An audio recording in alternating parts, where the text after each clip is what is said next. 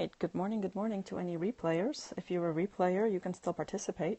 You can tap on the screen for hearts. Hi, Kimmy. You can, hi, Miss T. You can invite your followers. You can, of course, find me on Twitter and on Snapchat because I think two very good platforms for communicating with people. Hi, how are you? How are you guys? Thank you for inviting your followers. Thank you for joining and saying hello. And if you're, good morning. If you're new to me, let's see. If you're new to me, my name is joannazarach, and I do a daily Money Habits broadcast at 10 a.m. Central Time, helping you develop better money habits. Hi, how are you? Welcome to Sports Lady. And I do really just talk about getting more getting more in the habit of managing your money. I find that a lot of people experience a lot of money stress, but really when you ask them, like, how much time are you spending on your money? It's actually very little. It's more of a reactive. No, so is 457H like a retirement plan? 457, yeah. No. With your student loan, I would say unless you have a really bad deal on your student loan, like your student loan most likely is a single percentage, right? Like I don't wear any makeup. And if you have like a low percentage, like 2, 3, 4, 5%, I would not try to pay off your student loan. That's actually a very good interest rate. I say continue to contributing, maxing out your retirement account before you pay off your single digit student loan interest. So it's okay. Like I know people get really focused on having no debt, but some debt is actually okay to carry. Student loan debt, yeah, that's so. Here's the thing I would actually figure out. Try to see if you can get your loan consolidated or refinanced at a lower rate. Because 5.84, that's a good rate for your student loan, but I think you might have opportunity to get a lower rate. I don't know your situation, but I would actually advise you to continue to contribute to your retirement account ahead of trying to pay off your loan. Definitely. So your student loan, just take your time with it. The action I would take on your student loan is to try to figure out if you can get a lower rate. So, okay. Topic for today, though, is, as you know, Monday we talk about Mint. Why? Because Mint is just a tool, right? And the reason, you're very welcome.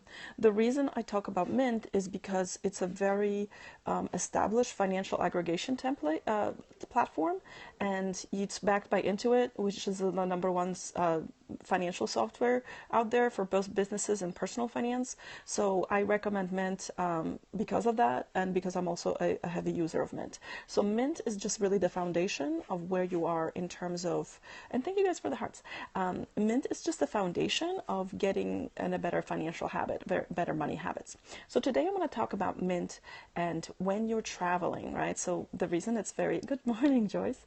The reason this is really irrelevant, and thank you guys for the hearts.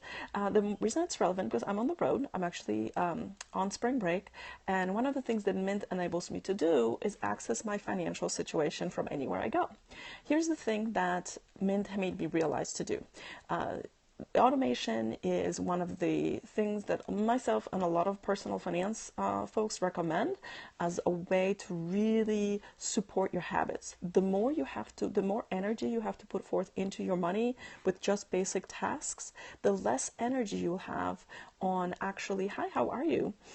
The less energy you'll have to think about money in broader terms. So the reason for automating is not just to like set it and forget it, it's actually to spend less effort and energy.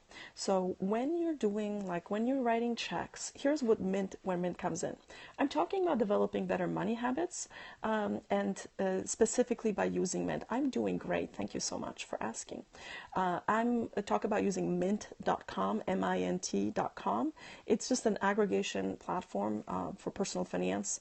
I talk about personal finance on this channel, on my channel, just helping people get in a better financial situation by really taking control and responsibility for their money. And I talk about using specific tools. So my job, I work part-time.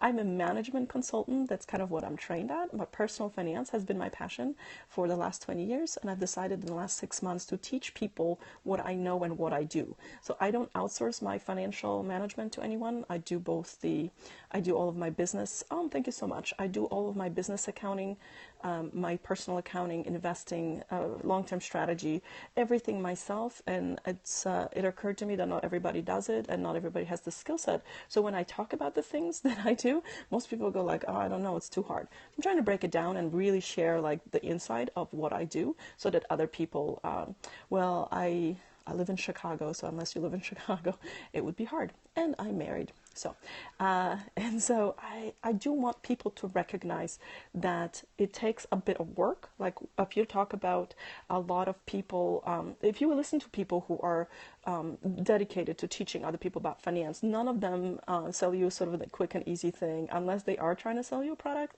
Most of them say, look, you've got to dig in and you've got to really take control. I am for a long time now and with kids. And so I will tell you that you have to put in the work and you have to take an interest in your money. So the point about mint on the road is when you're traveling, when you're out of town, and if you have